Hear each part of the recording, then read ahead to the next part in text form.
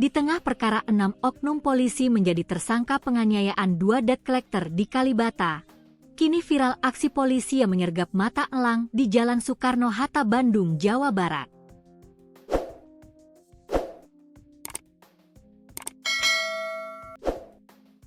Rekaman video detik-detik penangkapan 2 mata elang itu viral pada Sabtu, 13 Desember 2025. Dikutip dari Tribun Jabar, 2 orang ini diketahui kerap nongkrong di kawasan Cibiru, Kota Bandung.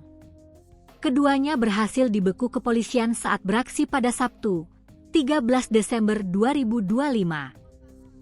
Dalam rekaman video, tampak 2 pria diduga matal menghentikan pengendara motor di tepi Jalan Soekarno-Hatta.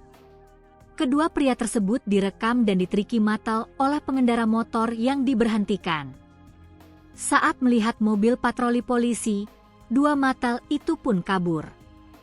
Polisi yang melihat keributan itu lantas mengejar 2 debt collector tersebut dan berhasil dipepet di sisi jalan depan kantor BNN Jawa Barat.